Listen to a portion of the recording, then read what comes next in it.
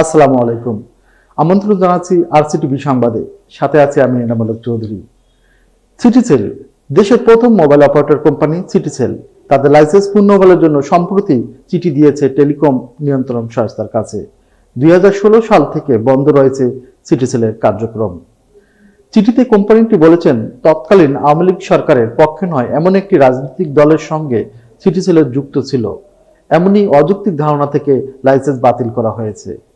এতে বলা হয়, আমরা অত্যন্ত দুঃখের সঙ্গে জানাচ্ছি যে গত 8 বছর সিটিসেলের মূল company Pacific Bangladesh telecom limited PBTL Bangladesh telecommunication regulatory কমিশনের বিটিআরসি পক্ষপাতিত্ব দৃষ্ট অপ্রীতিকর ও অসৎ উদ্দেশ্য নেওয়ার সিদ্ধান্তই এর মূল্যায়নের শিকার হয়েছে।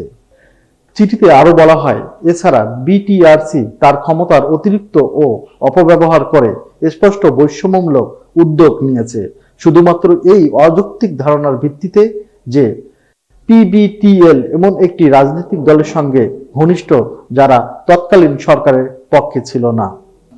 বিটিসিএল বাংলাদেশের প্রথম মোবাইল অপারেটর কোম্পানিটি স্পেকট্রাম বাতিল করায় 2016 সালে আনুষ্ঠানিকভাবে বন্ধ হয়ে যায় 2 দশকেরও বেশি সময় ধরে গ্রাহক সেবা দিয়ে আসা সিটিসেলের কার্যক্রম।